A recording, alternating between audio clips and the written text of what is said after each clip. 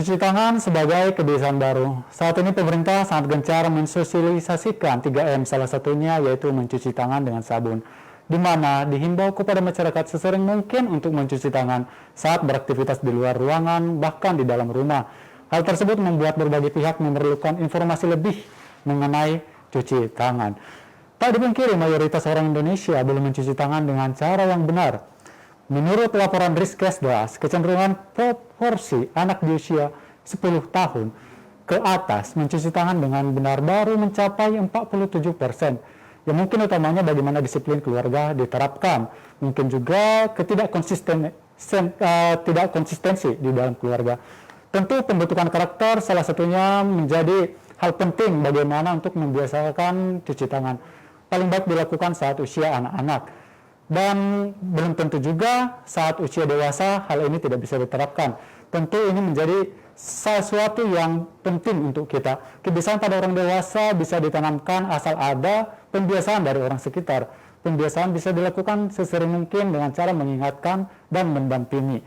Sementara itu, akibat virus corona, upaya membangun kesadaran untuk mencuci tangan dengan gencar dilakukan. Tak bisa dipungkiri virus corona memang menimbulkan ketakutan, kepanikan, rasa cemas, sehingga sangat mungkin ada perubahan kebiasaan mencuci tangan. Cuci tangan pun bisa dilakukan dengan mengikuti standar atau petunjuk. Oleh karena itu, untuk talk show kali ini kita akan mengulas bagaimana cuci tangan sebagai kebiasaan baru. Dan saya tidak sendiri, kita telah terhubung dengan Dr. Milka Inkriwan, Dr. Lemhanas Republik Indonesia. Saya akan langsung menyapa narasumber kita, Dr. Milka. Dr. Milka, selamat sore.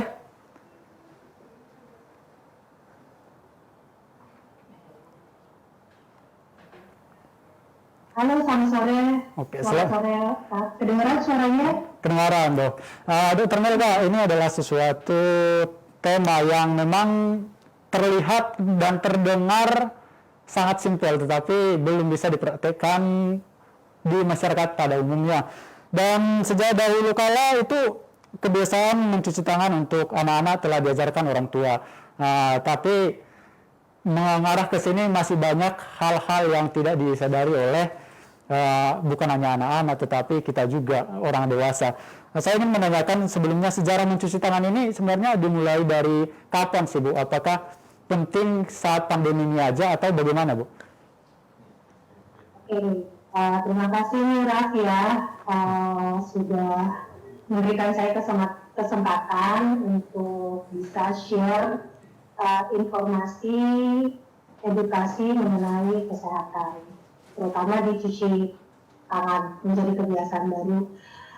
Kalau mau membicarakan sejarah, ini berarti saya akan sedikit bercerita secara dongeng dulu ya mengenai cuci tangan, karena memang harus atau banyak mungkin yang tidak tahu, bahkan banyak dokter atau tenaga medis lain, tenaga kesehatan juga mungkin tidak tahu, lupa dengan sejarah cuci tangan itu berawalnya dari mana gitu. Sebenarnya sudah dari sejak lama sejarah cuci tangan itu muncul. Itu dari tahun 1840-an, di mana tahun itu muncul atau sedang marak-maraknya isu tentang demam nifas. Nah, demam nifas ini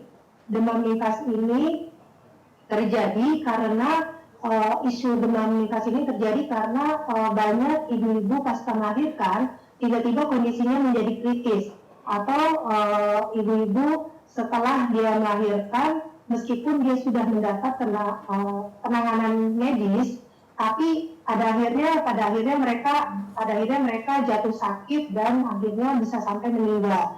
Dan di sini sempat ada dokter yang melihat isu yang heboh itu, kenapa kok banyak ibu pasca melahirkan ini meninggal gitu. Jadi dia seorang dokter dari Hongaria, namanya Semmelweis itu.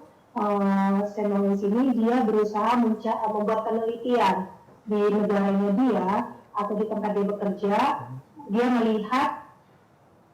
melihat atau membuat penelitian variabel di mana di tempat dia bekerja ada 2 ruang bersalin, ruang bersalin yang ditangani oleh dokter pria dan ruang bersalin yang ditangani oleh bidan.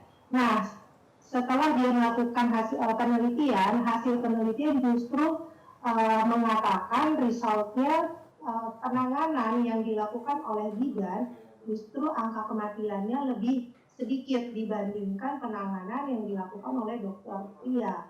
Nah, penanganan persalinan oleh dokter pria. Nah, di situ dia bingung apakah karena pasiennya malu dia mau melakukan persalinan ditangani oleh dokter laki-laki atau bagaimana. Setelah variabel-variabel dia singkirkan, akhirnya ketemu masalah penyebab, yaitu ternyata adanya ketidakhigienisan dari tangan seorang dokter. Di situ di mana waktu dalam penelitiannya dia melakukan penelitian penelitian bagaimana proses dari seorang dokter itu melakukan persalinan. Ternyata sebelumnya seorang dokter sebelum melakukan persalinan dia melakukan tindakan otopsi terhadap sosok mayat. Nah, setelah dia melakukan otopsi, dia ternyata langsung melakukan tindak persalinan. Di sini tidak dilakukan cuci tangan setelah dia melakukan tindak otopsi itu. Sampai akhirnya disitulah dia menemukan bahwa terjadi partikel bahwa si dokter itu telah membawa partikel yang terdapat pada sosok mayat itu, dia bawa sampai ke persalinan. Nah, proses persalinan. Nah, disinilah akhirnya patogen-patogen yang ada dari ruang otopsi itu dia bawa lagi di ruang persalinan. Nah, disitulah menjadi ketidakhigienitas dari ruang persalinan sampai proses persalinan. Makanya kenapa banyak ibu-ibu yang pasca melahirkan langsung kritis keadaannya. Nah, disitulah dia mulai menulis bahwa ternyata harus sebelum melakukan tindakan persalinan atau bedah harus melakukan cuci tangan. Nah, pas dia sudah menulis itu, banyak yang tidak terima karena merasa teman-teman sejawat atau dokter-dokter yang memeriksa pasien itu karena merasa dituduh karena akibat banyak kematian itu karena akibat dari dokter-dokter yang memeriksa pasien mereka karena tidak cuci tangan.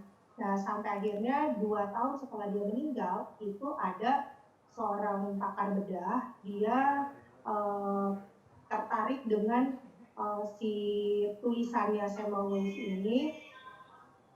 Akhirnya dia mencoba menerapkan teori kebersihan cuci tangan di rumah sakitnya, dan di situ dia sempat ditolak juga dan dikritis juga, tapi akhirnya teori cuci tangan itu diterima, dan sampai akhirnya di tahun 1980-an negara Amerika pun akhirnya membuat SOP bahwa untuk hidup sehat kita setidaknya salah satunya adalah dengan melakukan cuci tangan. Itu sejarah singkat aja dari saya.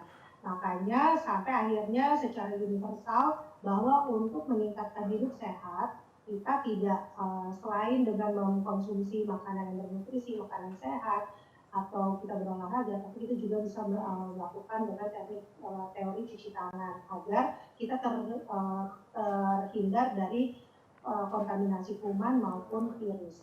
Gitu. Oke, nah Dokter Milka, ini kan berlanjut lagi nih untuk di kehidupan kita saat ini. Dan memang ya boleh dibilang mencuci tangan itu masih sangat disepelekan ya. Bahkan hanya karena pandemi ini baru gencar disebut, ayo cuci tangan, seperti itu. Nah, apa sih manfaatnya cuci tangan ini? Kita pengen tahu nih, apakah memang hanya untuk setelah atau sesudah makan, seberapa bermanfaat sih cuci tangan ini? Oke, terima kasih. Jadi kalau dibilang masalah manfaat cuci tangan itu sangat besar. Kenapa?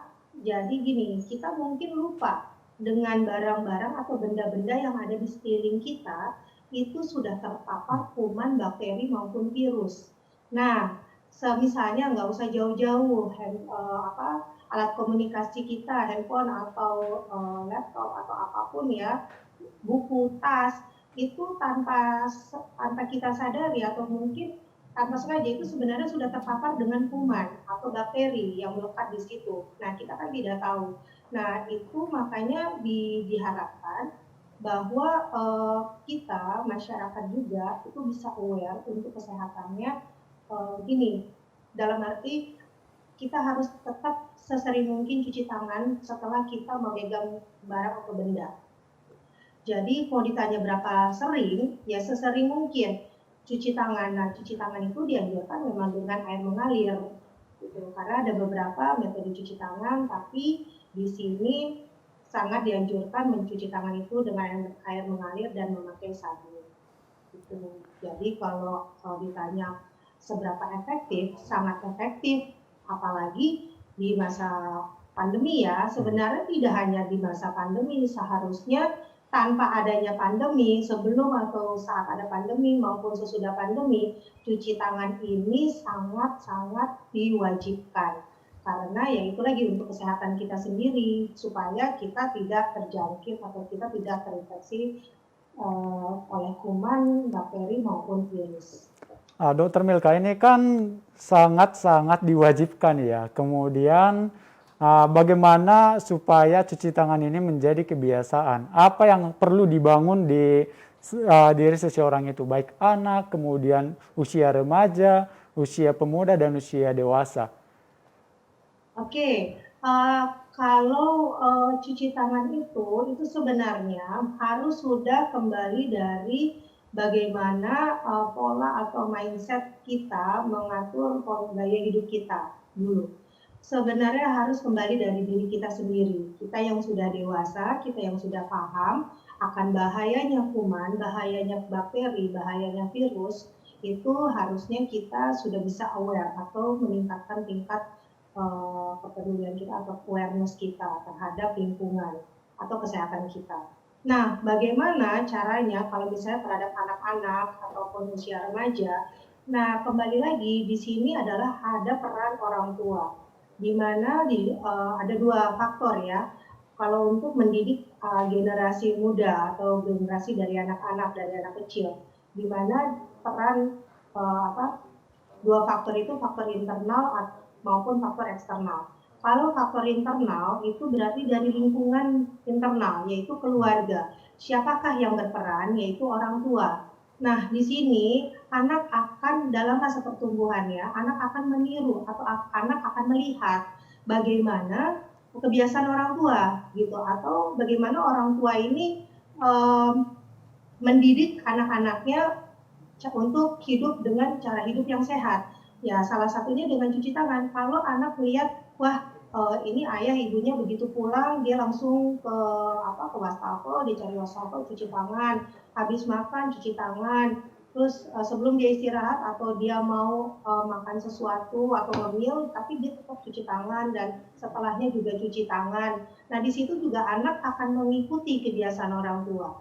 Nah, untuk faktor yang eksternal itu adalah dari lingkungan sekolah. Bagaimana di lingkungan sekolah guru pun juga mendidik atau membuatkan kurikulum atau mendidik anak-anak muridnya untuk hidup sehat dengan mencuci tangan. Misalnya sebelum masuk kelas cuci tangan, pas sudah mulai bel istirahat cuci tangan gitu. Jadi dengan adanya metode seperti itu atau faktor internal, keseimbangan faktor internal maupun eksternal, saya yakin anak-anak lama-lama mindsetnya atau stigma tentang cuci tangan itu akan dia bawa sampai dia dewasa, bahkan sampai dia mempunyai keturunan selanjutnya beberapa generasi ke depan gitu. Nah, kalau untuk remaja di sini kembali lagi bagaimana dia mendapatkan perlakuan, apalagi sekarang anak remaja ya. Sebenarnya untuk menjelaskan ke remaja maupun orang dewasa udah beda-beda tipis di sini, karena mereka sebenarnya sudah paham ya untuk cuci tangan. Jadi kalau kita sesering mungkin kita ingatkan atau kita bilang ayo cuci tangan ini, dan mereka pun mau nggak mau dengan kebiasaan cuci tangan diingatkan terus, secara perlahan mereka mulai terbiasa. Kembali lagi kita harus berusaha mencoba mengubah mindset yang selama ini cuci tangan itu sangat atau agak sedikit diabaikan. Jadi tidak bagi mereka bahwa cuci tangan misalnya udahlah cuma pegang ini, cuma pegang buku saja, tapi dia misalnya ngambil cemilan atau apa ya, dia buka cemilan, pisang goreng misalnya, dia lupa cuci tangan, udah nggak apa-apa, ini sedikit, cuman ini sedikit kok, tapi dia masuk mulut tanpa sadar, dia sudah mengkontaminasikan diri sendiri dengan kuman yang sudah terpapar di tangannya gitu. Tangannya pegang pisang, kuman itu kena di pisang yang dia makan, ya sudah terkontaminasi dengan kuman gitu. Oke. Nah, ngomong-ngomong nih, Dokter Milka, ngomong-ngomong nih, ini kan kalau kita tadi ada faktor metodenya, ada Pak, metode internal, eksternal. Kemudian saya ngambil satu case langsung nih. Bagaimana kalau daerah-daerah yang kumuh? Nah, kita ada case nih, daerah-daerah yang kumuh. Bagaimana sih menerapkan cuci tangan sebagai kebiasaan baru, mengingat air yang ada di sana itu hanya air hujan mungkin, atau ya bahkan saya pernah ngelihat nih pas melintas dari sebuah sungai dan air kotor itu malah. Air kotor itu ya tetap dicuci. Nah, itu bagaimana untuk mengubah pola yang untuk masyarakat ya yang seperti itu yang tinggal di daerah kumuh. Oke, kalau untuk hal yang seperti itu atau case seperti itu, kita bisa minta bekerja sama dengan lintas pemerintah, di mana di situ ada dinas sosial atau dinas kebersihan dan lain-lain. Kita mungkin juga minta dengan dinas kesehatan yang ada di lingkungan situ untuk bisa mensosialisasikan atau mengkampanyekan atau ikut membantu mendapatkan air bersih, sehingga mereka juga kita latih untuk ini loh, penyediaan air bersih juga bisa ada dan dibantu oleh pemerintah, dan mulailah kita sosialisasi kepada masyarakat ya, dan dalam tanda kutip ekonominya rendah atau mereka yang memang tinggal di daerah kumuh seperti itu. Kita berusaha untuk mencarikan tempat yang layak, gitu, memberikan tempat yang layak kepada mereka agar mereka juga bisa hidup sehat. Nah, ini tidak bisa dengan kita sendiri, tapi harus dibantu oleh banyak pihak, gitu. Pihak pemerintah ya dalam hal ini maksudnya. Nah, kemudian Dokter Milka, itu kan tidak mudah ibaratnya langsung menanamkan satu nilai, misalkan ini kan cuci tangan menjadi kebiasaan ya kan. Nah, itu kan bukan hal yang mudah mengingat sebelumnya mereka tidak melakukan hal itu gitu. Nah, itu metode apa sih yang cocok dari Dokter Milka untuk mengajarkan mereka ini? Karena secara internal juga tadi mereka nggak melakukannya, kemudian secara eksternal juga tidak ada yang hal-hal untuk kebiasaan mencuci tangan. Ada metode lain kah? Oke, sebenarnya begini ya, kalau kita mau mencuci tangan yang kita memberikan atau mengingatkan mereka memang tidak mudah, apalagi kalau kita cuma dengan cara kita menegur seperti itu, malah bisa jadi mereka tersinggung. Tapi ada cara yang mudah, kita mungkin ikut menasehati dengan baik kepada kepada mereka. Misalnya gini, saya ada 3 poin bahwa di sini pertama kita harus bisa membangun tingkat kepedulian yang tinggi dulu pada diri kita sendiri. Dalam arti kalau kita sendiri saja sudah bisa aware terhadap masalah atau isu-isu kesehatan, dan kita sendiri juga sudah mendisiplinkan diri untuk bisa sering mencuci tangan, kita bisa terapkan di sekeliling kita dulu, di orang terdekat kita dulu, misalnya keluarga. Nah, itu memang tidak gampang, tapi kalau kita saling mengingatkan, itu akan mudah sekali secara meskipun tidak cepat, tapi lambat laun itu akan terjadi, itu akan bisa terbentuk gitu. Nah, kalau untuk kita kalau kita mau menegur atau kepada masyarakat di sekeliling kita, kita bisa menanyakan atau menegur baik-baik gitu. Kita bisa menegur baik-baik sih.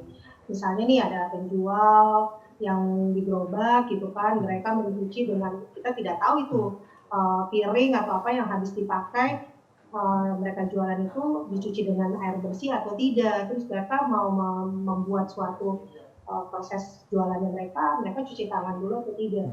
Tapi bisa dengan baik-baik kita bicara kepada si penjual gitu, dengan dengan niat baik, saya rasa mereka juga akan paham. Kita akan tunjukkan nilai-nilai atau norma-norma kebaikan di mana untuk kesehatan ya, misalnya seperti itu. Jadi yang ketiga itu menasehati ya secara baik. Kalau memang mereka terus-terusan begini, kita tetap ingatkan kepada mereka yang misalnya contohnya seperti jual ini, misalnya Pak, Bapak mungkin Bapak merasa tetap sehat atau tidak masalah, tapi kan ini berdampak kepada orang atau konsumen atau pembeli barang Bapak. Jadi kalau Bapak tidak sehat atau jualan Bapak tidak Bapak bikin sehigienis mungkin, tanpa sadar Bapak telah memberikan penyakit kepada orang-orang atau yang membeli atau memberi makanan Bapak, seperti itulah. Jadi kita memberikan edukasi-edukasi yang positif kepada penjual atau siapapun itu yang memang kita lihat tingkat awareness terhadap cuci tangan itu sangat kurang. Saya rasa sih itu bisa lama-lama terbentuk. Dan juga himbauan-himbauan pemerintah itu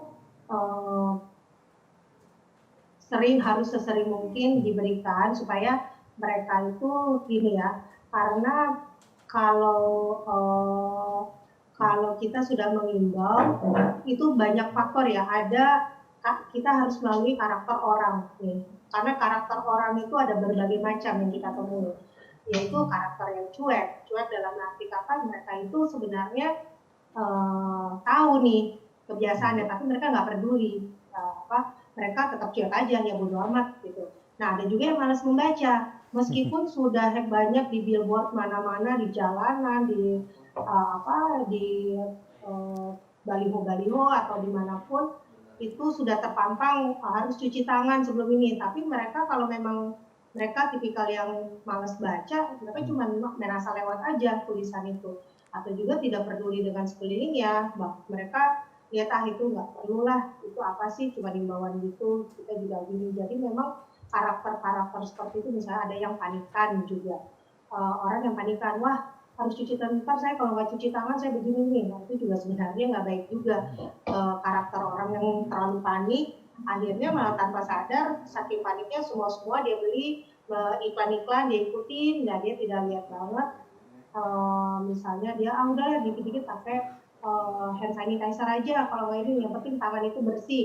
Nah dia lupa di mana sebenarnya kalau penggunaan hand sanitizer terlalu sering itu juga sebenarnya tidak baik, makanya tetap dianjurkan dengan cuci tangan.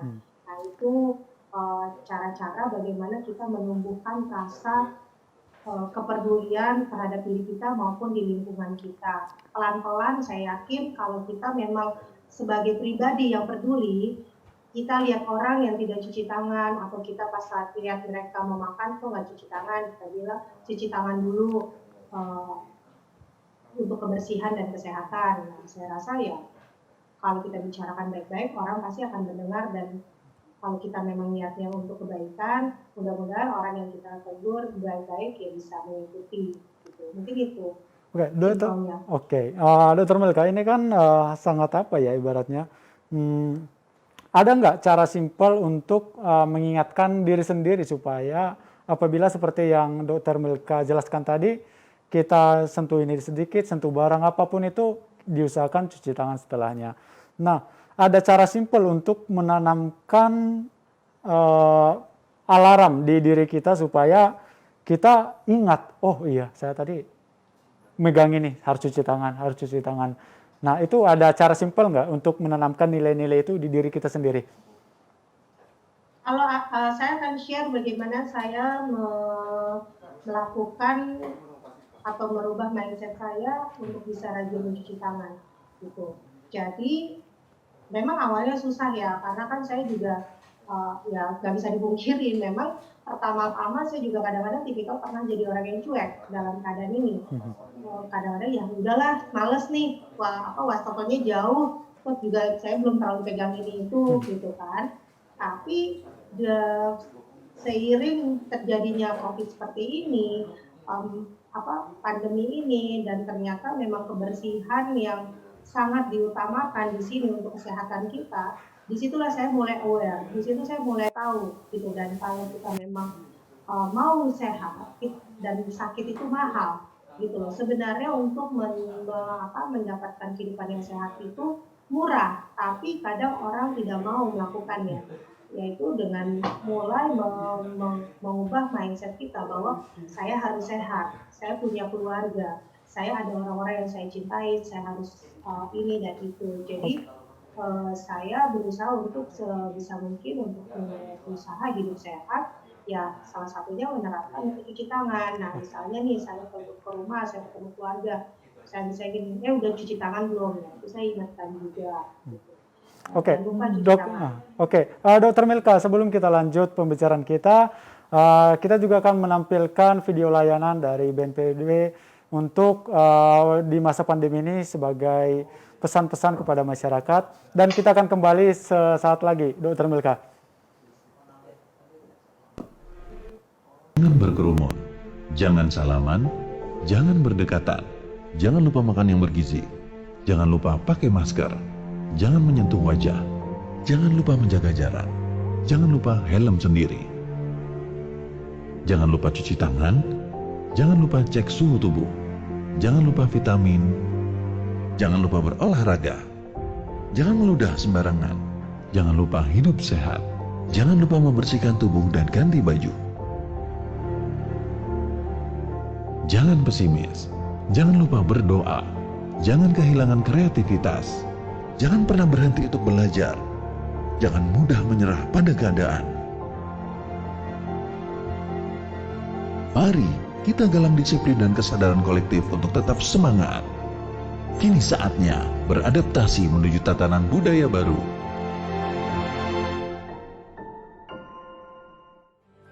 Kalau Anda berada pada satu ruangan dengan jarak yang dekat, maka Anda tidak boleh melepas masker atau menggunakan masker yang tidak sesuai dengan ketentuan. Banyak yang memakai masker digantungan begini. Saya kalau menggunakan masker seperti ini, maka masker ini sudah akhir dan saya tidak boleh lagi menggunakan. Saya harus memotongnya dan membuangnya. Saya harus menggunakan masker yang baru dengan cara mengambil yang benar dan memasang kembali yang benar.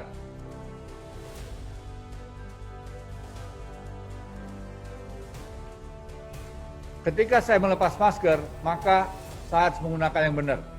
Beri contoh. Contoh suri teladan. Kita harus bisa menjadi contoh.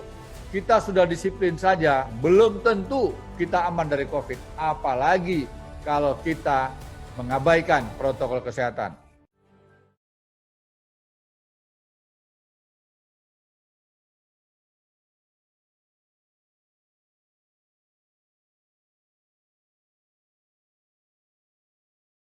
Dan sebenarnya gimana sih dokter, ini kan ibaratnya tidak mudah seperti kata dokter tadi. Dan bagaimana membuat ini bisa menjadi kebiasaan? Oke. Ya, seperti tadi saya juga sempat kasih tahu bahwa bagaimana membuat ini jadi suatu kebiasaan, dan kita harus kembali lagi dari diri kita sendiri, gitu. Kita harus aware juga terhadap kesehatan kita, ya salah satunya dengan cuci tangan. Nah, bagaimana kalau kita sudah aware, tapi orang lain belum. Nah, disinilah kita tugasnya, kita yang aware ini, kita jelaskan nih, atau kita ingatkan, nggak usah jauh-jauh lah, terutama kita ingatkan dulu ke orang-orang yang dekat dengan kita, yaitu keluarga kita, atau enggak ya setelah itu orang teman-teman kita, teman dekat kita, mau nggak mau mereka yang kita ingatkan, mereka juga akan menyampaikan ke keluarganya, dan lama-lama ini menjadi suatu rantai kebaikan gitu, untuk kita dan lingkungan kita dan bangsa kita, atau yang lain ya.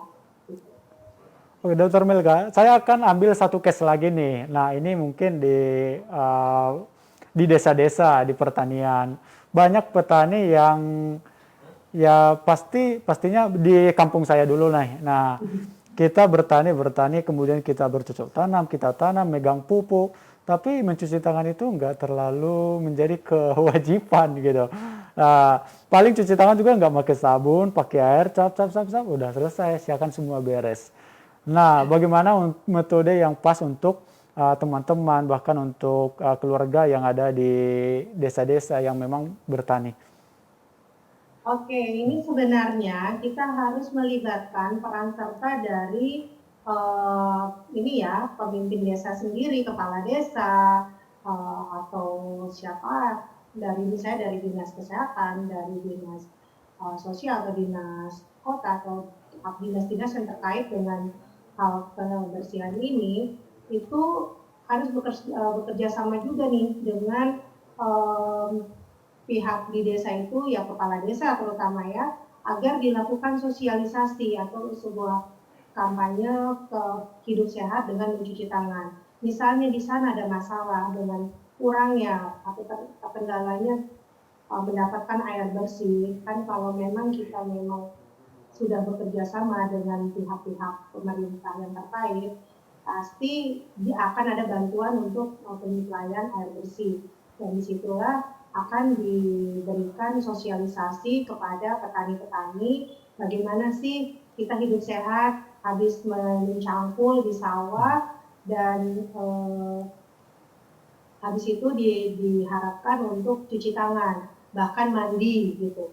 Sebenarnya ya hal sesimpel mungkin tidak hanya langsung cuci tangan, bisa langsung dia setelah dia mencangkul sebelum dia makan ya dia harus mencuci tangan. Bagaimana caranya dia bisa membawa air bersih dari rumahnya, air bersih dari rumahnya itu dengan dia bawa dia pakai buat cuci tangan di situ.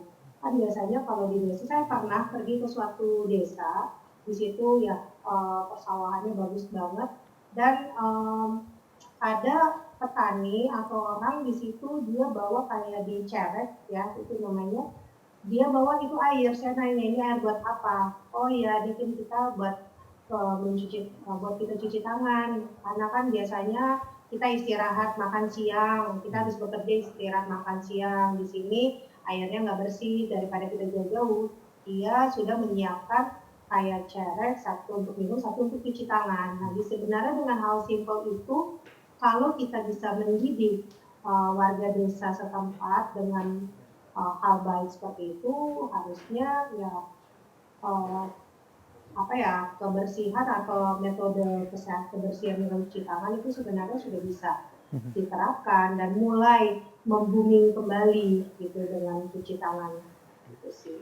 Oke, Dr. Melka, ini kan apa ya, kelihatan sederhana tetapi sulit untuk dipraktekkan gitu Sangat ya. sulit, sangat simple tapi tricky gitu apa ya, agak benar-benar ya susah gitu. Karena orang banyak kan sekarang cuek, gitu. bukan takut tapi bahkan cuek terhadap keadaan yang sebenarnya terjadi. Mereka malah pikir sudahlah, buktinya gelandangan aja mereka tanpa cuci tangan mereka masih tetap hidup sehat kok, harus hidup begini gitu loh. Itu jangan dicontoh yang salah, apakah mereka mau hidup seperti gelandangan, kan intinya enggak gitu. Jadi kita harus tetap memberikan hal positif terhadap orang-orang tentang manfaat cuci tangan itu, bahwa ya kalau kamu nggak mau sakit, kamu punya keluarga dan kamu tidak mau kehilangan keluarga, di mana keluarga itu juga sangat membutuhkan kamu, ya tolong aware juga terhadap diri sendiri gitu untuk cuci tangan. Jadi di sini cuci tangan itu hal yang sangat simpel tapi susah. Bahkan sekarang sebenarnya udah jadi mudah karena keran-keran buatan di situ kan, wastafel buatan sudah banyak di jalanan aja, sudah banyak saya lihat. Jadi sebenarnya tidak susah kita mencari tempat untuk cuci tangan gitu. Dan Itu sih. Dan tidak ada lagi alasan air bersih itu mahal gitu ya? Iya, benar sekali. Karena pemerintah sudah menyediakan di mana-mana, nggak hanya di Jakarta. Saya sempat ke daerah juga, saya lihat bahwa ternyata memang sudah wastafel buatan itu banyak ya di jalanan, di mana-mana. Jadi kalau mau ada tukang jualan, ya mereka sebenarnya juga bisa gitu loh, karena itu sudah difasilitasi di era pandemi COVID ini, semua sudah difasilitasi di titik-titik di ibu kota maupun di daerah, dan saya rasa juga tidak hanya ibu kota atau di daerah, di daerah, tapi tempat-tempat kayak di desa pun saya rasa juga sudah gitu. Harusnya tidak susah untuk menerapkan atau mensosialisasikan cuci tangan. Kembali lagi ya, cara yang terbaik adalah dari tingkat kelurahan gitu atau kepala desa yang mensosialisasi kepada warganya gitu ya. Berarti dimulai dari tingkatan terkecil ya, di ibaratnya Ya, kalau tadi benar. sudah diajarkan dari dalam keluarga, kemudian ada juga yang kelurahan yang selalu mengingatkan, seperti itu Dokter Melka. Benar gitu. Tapi menurut Dokter Melka, ini seberapa apa sih ibaratnya, seberapa pentingkah ibaratnya menjadikan ini menjadi sebuah kebiasaan? Karena apakah cukup untuk anak-anak muda yang tadinya cuek itu kan ya paling ya sebelum makan dan sesudah makan iya ya benar, atau memegang sesuatu yang mulai dibilang kotor atau misalkan lagi di bengkel atau apa, tetapi untuk yang sederhana megang buku pulpen ya mereka tidak akan cuci tangan. Iya, benar. Jadi itu kalau mau dibilang seberapa penting, ini sebenarnya sangat penting. Tanpa kita sadari, kita itu sudah sering terpapar dengan namanya kuman maupun virus. Contohnya, kita pegang bolpen, nih bolpen di sebelah kita. Nah, terus tiba-tiba ada orang bersin nih di sebelah kita, gitu kan. Nah, kalau dengan dia bersin, itu kan akhirnya akan ada partikel yang keluar dari mulutnya, gitu loh, droplets namanya. Gitu. Nah, dropletnya itu akan keluar tanpa dan tanpa sengaja juga dia akan keluar mengenai benda-benda yang ada di dekat mulut atau di dekat kita gitu, seperti meja, bahkan kalau bolpen yang ada di meja pun sebenarnya sudah terpapar gitu. Jadi kita tanpa sadar akan atau orang batuk aja lah, orang batuk cuma kayak misalnya kayak gini. Nah, itu sebenarnya juga udah keluar droplets. Tapi kita tidak sadar, kita pikir oh itu biasa. Nah, sebenarnya dengan kita berbicara, dengan kita batuk, apalagi kita berteriak, kita marah, kita nyanyi dengan pakai power, itu droplets akan keluar jauh. Nah, disitulah pusat penyebarannya. Tidak hanya virus, tapi kuman, bakteri yang terdapat di orang yang batuk atau orang bicara itu ya akan tersebar dan jatuh ke permukaan-permukaan seperti meja, dan juga kalau ada di situ ada buku, ada pulpen atau ada barang apapun, yaitu akan terkontaminasi juga. Nah, pada saat itu tanpa kita sadar kita pegang buku itu, tanpa kita sadar kita pegang benda bolpen itu, kita pakai buat tulis, terus habis itu nggak sadar kita pegang hidung. Nah, tanpa sadar nih, dengan langkah-langkah seperti itu aja, kita sebenarnya tidak menyadari bahwa itu salah satu proses penularan gitu, penyakit, virus. Ya tidak harus langsung, tapi secara tidak langsung yang melewati benda-benda yang terkontaminasi itu. Gitu. Okay. Tapi kita harus ingatkan. Kalau dari kajian kedokteran itu ada nggak misalkan itu kan ini nih tantangannya nih bukan hanya di sikap yang cuek tadi, kemudian ada juga tantangannya di lingkungan sekitar. Nah kemudian ini kan tantangan tentu ada solusi dong gitu kan. Nah itu ada nggak yang ibaratnya cara yang paling sederhana, solusi yang paling sederhana untuk orang-orang yang seperti yang tadi, yang cuek untuk mengatasi tantangan yang tadi, dokter? Ya, solusinya yang paling simpel adalah kita harus sering mencuci tangan, itu aja. Salah satu ya, menjadi catatan salah satunya itu kita mencuci tangan. Mencuci tangan dalam arti kata sebelum dan sesudah kita memegang sesuatu atau sebelum dan sesudah kita makan, itu kita harus mencuci tangan. Nah ini dari segi medis juga mengurangi terpaparnya atau terkenanya kita atau terinfeksi dari virus, bakteri maupun kuman yang tanpa sengaja terkena di tangan kita. Nah, Dokter Milka, ini kan mengingat sekarang pandemi virus ya COVID-19, dan yang ditakutkan orang adalah apabila misalkan ada nih keran udah disiapin nih. Nah, bahkan saya juga kadang sih kayak gitu. Saya ngelihat orang memakai keran itu, bahkan bergantian, dan saya nggak mengenal mereka, saya nggak tahu mereka dari mana, bertemu dengan siapa. Dan yang tadinya pengen cuci tangan, saya was-was nih. Nah, saya was-was, akhirnya saya milih, ya udahlah, nggak usah. Nah, mungkin di luar sana banyak juga teman-teman yang sama seperti saya. Nah, itu bagaimana mengatasi hal seperti itu supaya cuci tangan sebagai kebiasaan ini tidak menjadi hanya sebuah wacana gitu, tetapi diperhatikan langsung. Oke, kalau case yang seperti itu sebenarnya jangan khawatir karena kalau misalnya takut nih ya habis cuci tangan, wah saya tidak tahu nih orang yang habis pakai wastafel itu dia terkena apa dia positif atau tidak atau gimana itu saya sering sekali dengar itu. Tapi justru di situ sebenarnya aman loh. Kenapa? Kita bisa membiasakan kalau kita mencuci tangan. Nah, kuman-kuman itu kan dia juga bisa lengser karena adanya sabun ya, apalagi sabun yang ada sabun antiseptik gitu. Jadi dia itu makanya kan dianjurkan cuci tangan itu sebaiknya dengan air mengalir dan menggunakan sabun. Kalau bisa ya sabun yang antiseptik gitu kan. Nah, kenapa? Karena di situ akan mudah membersihkan kuman yang telah melekat di tangan kita gitu. Nah, kalau kita takut terjangkit kuman di situ atau virus atau kita atau apapun itu, nah kita bisa basuh dulu misalnya apa sih itunya cuci tangan wastafel itu kita bersihkan dulu dengan sabun baru kita bisa pegang. Sebenarnya itu tidak ada masalah. Gitu. Apalagi setelah kita cuci tangan ya kita menutup kembali kerannya itu dengan pakai tisu karena kan tangan kita sudah bersih. Kita pakai tisu dan tisu yang telah kita pakai buat tutup keran itu kita buang dan kita pakai tisu lagi untuk mengeringkan tangan kita. Selain itu sebenarnya itu sudah aman, sudah jauh, sudah tidak terkontaminasi lagi oleh kuman, bakteri, virus. Jadi boleh dibilang tidak perlu was-was ataupun khawatir gitu ya, Dokter Melka? Iya, nggak usah khawatir kalau di tempat cuci tangan bahkan terkena penyakit ya. Yang dikhawatirkan adalah kalau di tempat cuci tangan terus tiba-tiba bersebelahan dengan orang yang tidak pakai masker, gitu terus dia ngomong. Nah itu sangat dikhawatirkan.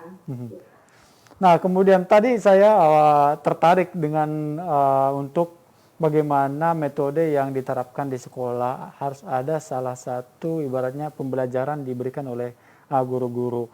Dan mengingat saat ini pembelajaran itu adalah pembelajaran online, nah ini ada nggak solusi dari Dokter Milka untuk anak-anak supaya yang tadinya yang seharusnya ada diterapkan di sekolah bisa diterapkan di rumah? Ada, kita bekerja sama dengan orang guru-guru yang ada di sekolah juga bekerja sama dengan orang tua. Misalnya nih, memang kan sekarang secara online, tapi hal simpelnya dibuat bahwa sebelum memulai kelas, anak-anak sudah cuci tangan, gitu. Dan setelah selesai sekolah online juga cuci tangan. Dan itu kalau bisa dibuatkan PR bagaimana video misalnya, ini anak sebelum sekolah dia cuci tangan, kebiasaan anak itu saat sekolah sedang mengikuti sekolah online dan sampai dia setelah selesai sekolah online bagaimana dia juga menerapkan cuci tangan. Itu aja sih. Nah kemudian hari ini ada sebuah pertanyaan nih. Nah untuk Dokter Milka nih, apakah cairan pembersih tangan atau hand sanitizer bisa menggantikan efektivitas dari mencuci tangan menggunakan air? Kalau dibilang bisa menggantikan efektivitas itu kurang. Saya lihat. Karena apa? Tetap yang lebih baik adalah mencuci tangan dengan air mengalir. Kenapa? Karena kalau hand sanitizer itu kan mengandung produk-produk isiannya. Kandungannya itu adalah ada zat-zat kimia di dalamnya. Jadi di situ sangat dikhawatirkan, terutama misalnya nih banyak orang kalau saya perhatikan atau mungkin masih tidak paham dengan penggunaan hand sanitizer ya karena dia berbasis alkohol. Jadi cuci tangan itu mereka lakukan misalnya karena jauh dari misalnya di mobil lah, mereka lagi dalam perjalanan jauh, sudah kita ada hand sanitizer kok gitu kan, kita cuci saja dengan tangan kita dengan hand sanitizer. Padahal sebenarnya kalau diperlukan ya jangan pakai hand sanitizer untuk makan karena tangan kita itu otomatis sudah ada kandungan zat-zat kimianya dari hand sanitizer dan itu kan tidak baik apalagi kalau kita makannya pakai tangan dan itu akan zat-zat kimia itu akan masuk ke dalam tubuh kita dan itu juga tidak bagus untuk hormon tubuh kita bahkan gitu karena berbicara dengan tentang hand sanitizer di sini orang-orang harus aware dulu dalam membeli hand sanitizer gitu. Karena ada hand sanitizer yang komposisinya di dalam itu sangat tidak dianjurkan gitu dari dunia medis. Itu misalnya di dalam itu ada isi kandungannya triclosan. Ya di sini saya kasih tahu ya, mungkin untuk yang melihat ini, mereka kalian yang sering mencuci tangan dengan menggunakan hand sanitizer, itu periksa dahulu apa kandungan dari hand sanitizer. Karena ada beberapa kandungan yang memang sangat tidak dianjurkan dan tidak baik jika dipakai dalam jangka waktu yang lama. Salah satu contohnya triclosan dan talates. Nah, kedua kandungan zat itu tidak baik dipakai lama. Karena apa? Karena dapat mengganggu hormon kita, terutama terhadap resistensi antibiotik. Jadi diharapkan jangan. Kalau kandungan yang baik itu kandungan hand sanitizer yang mengandung alkohol sekitar 10-75%. Di antaranya itu boleh ada essential oil-nya, ada hidrogen peroksida, ada glycerin, aqueous, dan BKC gitu, atau benzalkonium klorat. Nah itu yang disarankan ya dari Kementerian Kesehatan juga, dari Badan POM juga, bahwa pensuplaian hand sanitizer juga harus sesuai standar karena tidak boleh membahayakan konsumennya. Jadi kalau ada yang nanya, saya sering ditanya, saya sering ditanya, dok, saya bingung nih kalau mau cuci tangan, karena tangan saya kalau kena hand sanitizer itu jadi kering gitu. Nah di situ kan ada kandungan alkohol, di mana alkohol itu membuat kulit kita menjadi kering. Jadi di situ disarankan coba pakai hand sanitizer yang mengandung pelembab ataupun moisturizer. Gitu. Jadi yang menjadi catatan di sini, hand sanitizer itu tidak selamanya efektif untuk kesehatan. Yang paling efektif itu adalah dengan mencuci tangan dengan air mengalir.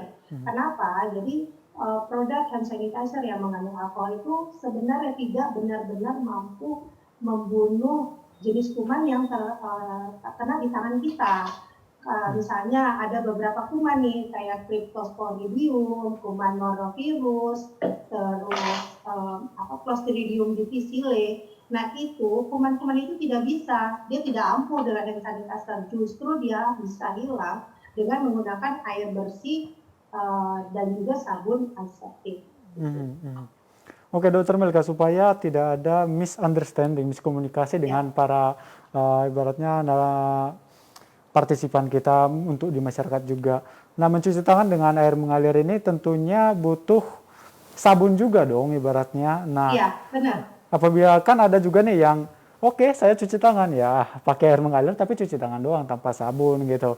Nah, itu bagaimana untuk mengatasi hal-hal seperti itu? Oke, sebenarnya kalau cuci tangan hanya dengan air saja itu sama aja bohong, karena tetap kuman akan terus menempel di tangan kita gitu loh. Makanya kenapa diusahakan ya dengan sabun supaya mudah membantu membilas atau menyingkirkan kuman, bakteri maupun virus yang mendarat di tangan kita gitu, yang ada di tangan kita. Jadi kenapa pentingnya mencuci tangan di air mengalir, supaya air cuci tangan itu memang dia jatuh gitu loh, dengan bukan di kayak baskom atau apalah gitu kan. Saya udah cuci tangan di baskom, atau mencuci tangan di wadah yang kayak gentong atau apalah itu. Saya sudah kayak misalnya kita makan di warung-warung gitu kan, kadang-kadang juga menggunakan itu sudah tidak baik. Lebih baik kita cuci tangan itu yang mungkin kita beli air putih minum ya kita cuci tangan di situ dan menggunakan sabun kalau bisa. Dokter Melka, ini ada satu pertanyaan lagi. Apabila keadaan normal, apakah ada saran wajib harus cuci tangan berapa jam sekali atau berapa menit sekali? Dan kalau ini dibandingkan olehnya dengan masker. Kalau masker kan 4 jam sekali harus diganti nih. Nah, kalau untuk cuci tangan itu bagaimana, Dok? Sebenarnya kalau cuci tangan itu tidak mengandung jam ya, tapi mengandung seberapa sering kita tangan kita itu terkena benda atau barang, gitu, atau menyentuh benda atau barang, seberapa sering tangan kita. Karena kenapa? Karena biasanya setelah kita menyentuh barang atau benda, itu kita suka nggak sadar nih, kita pegang hidung, kayak kucek-kucek mata, gosok-gosok hidung kalau kita lagi pilek, terus atau enggak kita batuk, kita menutup mulut dengan telapak tangan kita. Nah, kita ini tanpa masker ya, misalnya hidup di luar pandemi lah atau setelah pandemi gitu. Nah, ini secara tidak langsung itu juga akan tubuh kita itu akan otomatis terjangkit dengan kuman gitu. Karena apa? Misalnya penularan itu kan dibilang lewat 3, bisa lewat mata, hidung, dan mulut. Gitu. Nah, disitulah peran bahwa kalau kita cuci tangan harus pakai sabun. Karena nih kayak barusan saya pegang begini, ini tangan saya kan kotor ya, tapi di situ di situ kadang kita tidak sadar dengan kebiasaan seperti itu, gitu loh. Kita memegang muka, tangan kita ini bersih atau tidak sih, gitu kan? Dan akhirnya kita gampang sekali terjangkit penyakit-penyakit misalnya virus, atau tiba-tiba diare seperti itu, kita nggak tahu karena mungkin tangan kita ya kotor gitu kan, makanannya mungkin bersih, tapi kalau kita makan pakai tangan, kalau kita tidak cuci dengan baik atau kita tidak langsung cuci tangan, sebenarnya makanan yang bersih yang sehat itu bisa jadi terkontaminasi dengan kuman maupun bakteri dari tangan kotor kita. Oke, Dokter Milka, sangat seru sekali memang obrolan kalau mau bicara tentang cuci tangan ini dan bagaimana membuatnya sebuah kebiasaan di diri kita sendiri, khususnya untuk anak-anak di pupuk, kemudian untuk kesadaran untuk orang-orang dewasa juga. Dan tak terasa, Dokter Milka, waktu pula yang memisahkan kita di obrolan pada sore hari ini. Dan Tidak sadar dan kita gosipnya. Tidak terasa memang 1 jam itu memang tidak terasa untuk sesuatu yang bermanfaat seperti ini, Dokter Milka. Sebelum ini saya closing, saya tutup.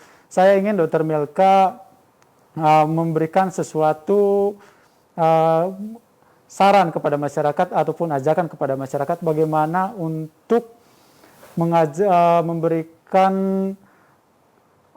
masyarakat ini suatu informasi ataupun ajakan untuk bagaimana membiasakan cuci tangan ini. Oke.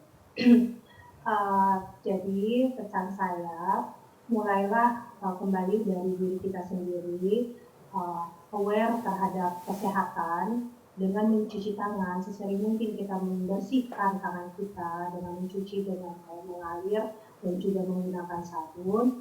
Otomatis itu sudah menyingkirkan bakteri, kuman, maupun virus, terutama yang saat ini adalah virus COVID-19 secara tidak langsung ya. Jadi diharapkan kepada yang melihat tayangan ini, kalian berusaha untuk aware terhadap kesehatan. Karena untuk hidup sehat itu tidak mahal sebenarnya. Kalau kita sakit itu yang mahal. Jadi berusaha hidup sehat dan membuat mindset baru terhadap diri kita, dan kita juga aware terhadap lingkungan kita bisa saling mengingatkan. Saya rasa dengan adanya kebiasaan mencuci tangan, tidak hanya pemerintah, tapi kita bahu-membahu membantu pemerintah untuk mengingatkan orang-orang yang ada di dekat kita untuk kita rajin mencuci tangan demi kesehatan. Itu saya yakin secara tidak langsung lambat laun negara kita atau masyarakat akan hidup sehat. Oke, saya juga dari studio tidak lupa mengucapkan banyak terima kasih untuk Dr. Milka serta dan sahabat Tribun News yang menyaksikan talk show hari ini dari awal sampai akhir. Dan 3M, wajib memakai masker, wajib menjaga jarak dan menghindari kerumunan, dan wajib mencuci tangan dengan sabun serta air yang mengalir. Dan terima kasih banyak Dr. Milka. Sampai bertemu di Dan salam sehat selalu. Selamat sore. Terima kasih. Selamat sore. Jangan berkerumun, jangan salaman, jangan berdekatan, jangan lupa makan yang bergizi, jangan lupa pakai masker, jangan menyentuh wajah, jangan lupa menjaga jarak, jangan lupa helm sendiri. Jangan lupa cuci tangan, jangan lupa cek suhu tubuh, jangan lupa vitamin, jangan lupa berolahraga, jangan meludah sembarangan, jangan lupa hidup sehat, jangan lupa membersihkan tubuh dan ganti baju. Jangan pesimis, jangan lupa berdoa, jangan kehilangan kreativitas, jangan pernah berhenti untuk belajar, jangan mudah menyerah pada keadaan. Mari kita galang disiplin dan kesadaran kolektif untuk tetap semangat. Kini saatnya beradaptasi menuju tatanan budaya baru.